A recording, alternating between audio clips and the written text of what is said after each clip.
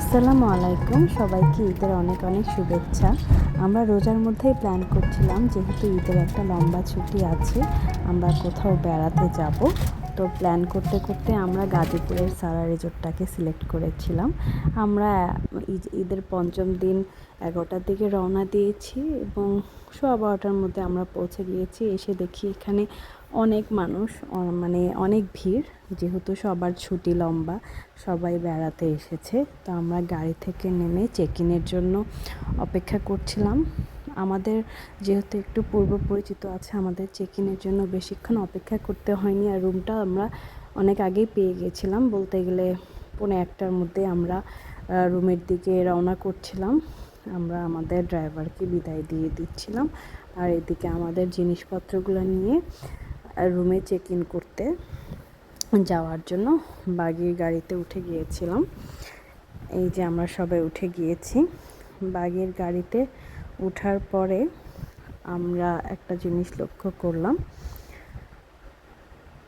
যে আমার হাতে সাউন্ড বক্সটা ছিল, আমি সেটা ভুলে গিয়েছিলাম। আমি সেটা আবার আনিয়ে নিয়েছিলাম, কারণ সাউন্ড বক্স ছাড়া হলিডেতে মজা নেই। তো আমরা বাগিতে করে যাচ্ছি। আমাদের বাগি ড্রাইভারটার নাম ছিল টুটুল। সে খুব ভালো ছিল। তাকে যখনই কল দিতাম সে আমার পায়ের প্রবলেমের কারণে চলে আসতো 3-4 মিনিটের মধ্যে। উনি আমাদেরকে এই নতুন জিপ লাইনিং, এটা মূলত 7 তালা, মানে সিঁড়িগুলো, এটা মানে 1 মিনিট ধরে এই জিপ লাইনিংটা এদিক দিয়ে যায়। তো এটা নতুন হয়েছে, এটা দেখাচ্ছিল। আমার করার খুব ইচ্ছা ছিল, কিন্তু পায়ে ব্যথার কারণে সম্ভব হয়নি। এই যে আমরা রুমে চলে আসছি। এই রুমগুলো নতুন হয়েছে। এটা হচ্ছে গিয়ে water front villa. Last year যখন এসেছিলাম আমরা লেক সাইড ভিলায় ছিলাম। আমরা পুরা নানুর গোষ্ঠী সবাই একসাথে এসেছিলাম, খুব মজা হয়েছিল। এই যে আর বাথরুমের ভিউটা, রুমটাও বেশ বড়, খোলামেলা। যেহেতু আমি আমার হেল্পিং হ্যান্ডকে নিয়ে এসেছিলাম, আমরা একটা এক্সট্রা বেড নিয়েছিলাম, তার জন্য আমাদেরকে চার্জ দিতে হয়েছিল প্রায় 2000 টাকার মতো মনে হয়। আমি চেষ্টা করি কোথাও ঢাকার মধ্যে কোথাও বা বাংলাদেশের মধ্যে কোথাও ঘুরতে গেলে ওকে নিয়ে আসার, যেহেতু ওরাও একটা মোনোটোনাস লাইফই লিড করে, তাই আমিও ওকে রিক্রিয়েশন দেওয়ার জন্য, আমার ছেলেরও সাথেও খেলে, সেই জন্য আমি সবসময় ওকে নিয়ে আসার চেষ্টা করি। আর সেও খুব হেল্পফুল আর সাপোর্টিভ এইসব ব্যাপারে। সো আমি খুব পছন্দ করি এই ব্যাপারগুলো, যাতে ও ঘুরতে পারে আমাদের মতো। এটাই হচ্ছে গিয়ে ওয়াটার ফ্রন্ট লুকটা। বাট এটা আমাদের রুমের পিছন দিকে ছিল, বাট এটাই অ্যাকচুয়ালি সামনের দিকের, রুমগুলো পিছের দিকে ছিল। তো এখানে আবার বাচ্চাদের ছোট ছোট বোট আছে, বাচ্চারা চাইলে এখানে ফ্রিতে এই বোটগুলোতে অ্যাকচুয়ালি উঠতে পারে। নুরান অলরেডি 3বার উঠে ফেলেছিল। এরপরে সে তার সাইকেল দিয়ে খেলছিল। সে রুমে ঢুকেই চেক ইন করে প্রথমে সুইমিংয়ের ড্রেস পরে রেডি হয়ে গেছে সুইমিং করার জন্য। এটা হচ্ছে গিয়ে আমাদের রুমগুলোর সাইডের ভিউগুলো, খুব ভালো, মানে দেখতে খুবই সুন্দর নতুনের মধ্যে। অ্যাকচুয়ালি আমি চেষ্টা করি প্রত্যেকবার আসলে এক একটা রুমে থাকার, তাহলেও মনে হয় একটু নতুন। আমার ছেলে সুইমিং স্টার্ট করে দিয়েছে, ও নতুন নতুন সুইমিং শিখেছে।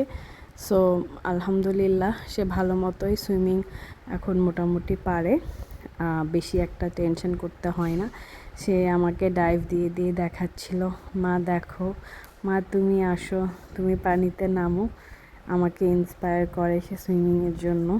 এবার আমরা মা ছেলে একটু ডুব দিয়ে সাঁতার কাটছিলাম, মজাই লাগছিল ছেলের সাথে আমার সাঁতার কাটতে, আর গরমের মধ্যে বেশ ফান মনে হচ্ছিল। রুমে যেয়ে আমরা শাওয়ার করে নিয়ে লাঞ্চ করে নিলাম। আমরা বুফেতে লাঞ্চ করেছিলাম, যেখানে ওনাদের ব্রেকফাস্ট হয়। তারপরে আমরা দেখতে পেলাম এই জায়গার মধ্যে নতুন করে প্লেগ্রাউন্ডের মতো ওরা ক্রিয়েট করেছে, এটা যেটা আগে ছিল না। তো এখানে নুরান খেলতে লাগলো। এটা অ্যাকচুয়ালি আলা কার্টে যে রেস্টুরেন্ট আছে ঠিক তার অপোজিটেই। ভালোই জিনিসপত্র ছিল এখানে। তো নুরান একটু খেলতে চেয়েছিল খাবার পরে, তো আমিও বললাম হ্যাঁ বাবা খেলো। তো ও খেলার জন্য মানুষও পেয়ে গিয়েছিল, অনেকজন মিলে খেলছিল। খেলাধুলার পরে আমরা একটু রুমে আসছিলাম। আমাদের রুমের বাইরেই এই সুইংগুলো ছিল।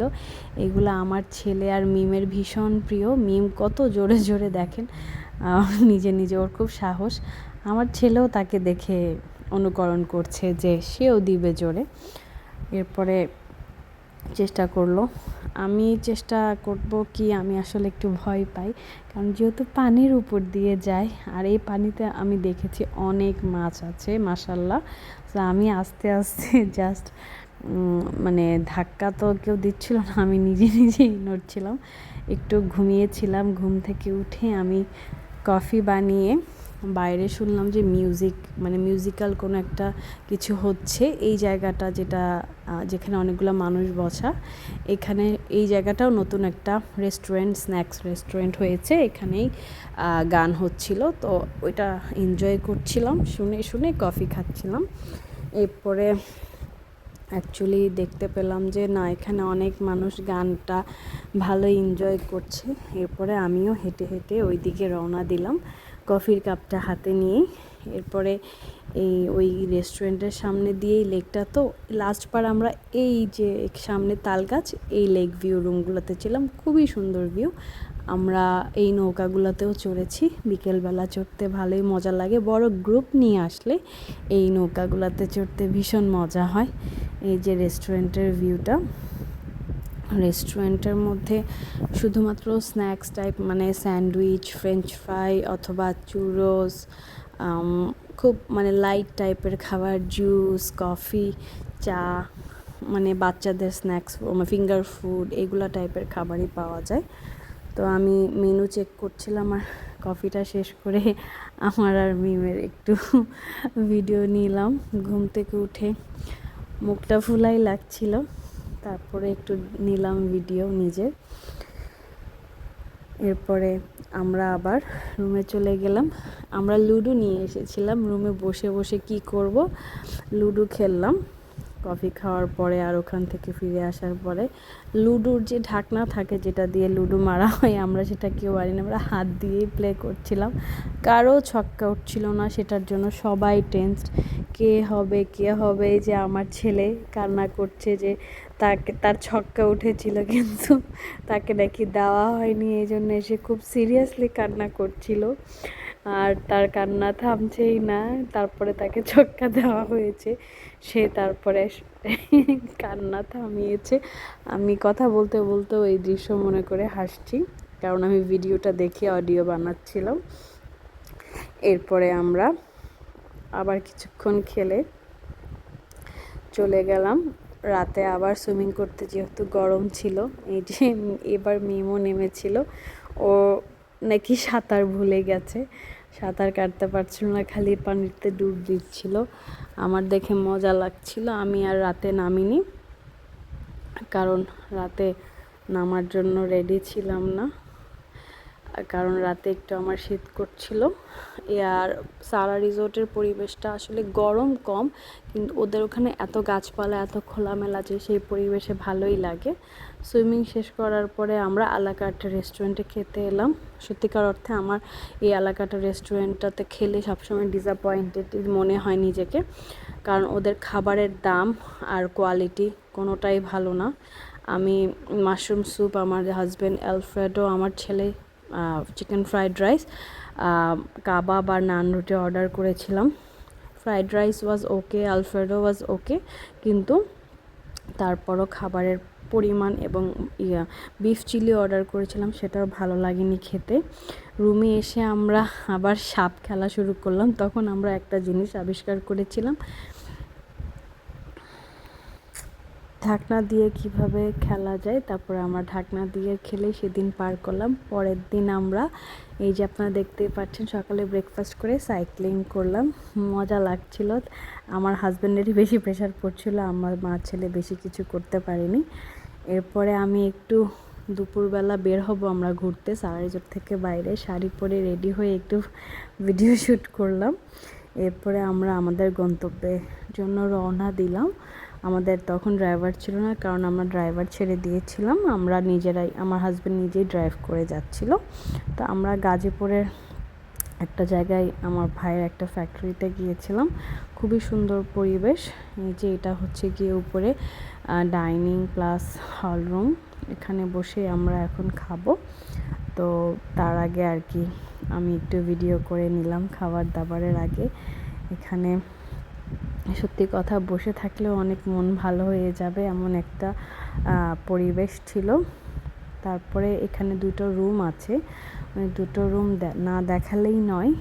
আমাদের ভাইয়ার নিজের ক্রিয়েশন, মানে নিজেই ক্রিয়েট করা। এই যে রুমের মধ্যে সব ট্রাইবাল পিপলদের পিকচার, আর একটা ট্রাইবাল ভাব আছে রুমটার মধ্যে, আর অনেক সুন্দর করে গুছানো। এগুলো সব যা দেখতে পাচ্ছেন ভাইয়ার পেন্টিং। এই যে ভাইয়া, তার গাছপালা এবং তার একটা সুন্দর গোছানো রুম। আমি দোতলাটাও উঠে, সে দেখাচ্ছিল তার পেন্টিংগুলো, আমি দোতলাতেও উঠলাম। কিছু বই রয়েছে, আর দোতলায়ও একটা ম্যাট্রেস আছে। আমার ছেলে তো শুয়েই পড়েছে। এখানে কিছু মানুষের ছবি আছে। এইটার গল্প আসলে না করলেই ভালো। সো এই যে রুমটা উপর থেকে দেখতেও অসাধারণ সুন্দর লাগছিল। তো আমি এই জন্যেই ভিডিও করে মেমোরিজ হিসেবে ক্যাপচার করলাম। এরপরে আমরা আবার হোটেলে চলে আসলাম, ড্রেস চেঞ্জ করে আমি আবার এখানে এসে কফি খেলাম। কফি খেতে খেতে এই যে এখানে যে দুটো তার দেখা যাচ্ছে, এটা দিয়ে জিপ লাইনটা যায়। আমি অনেকক্ষণ ওয়েট করছিলাম যে কখন একটা কেউ একজন জিপ লাইন করে যাবে, কিন্তু আসলে একজন গিয়েছিল। তারপরে ভিডিওটা অন করলাম, কিন্তু কেউ যায়নি। আর লাকিলি আমি আনলাকি অ্যাকচুয়ালি যে আমি ভিডিওটা করতে পারিনি জিপ লাইনের। রাতের বেলা আবার আমরা সুইমিংয়ে নামলাম, যেহেতু আমাদের শেষ রাত। আর এই দিন অ্যাকচুয়ালি এত বিদ্যুৎ চমকাচ্ছিল, আমি খুব ভয় পাচ্ছিলাম সুইমিং পুলে থাকতে।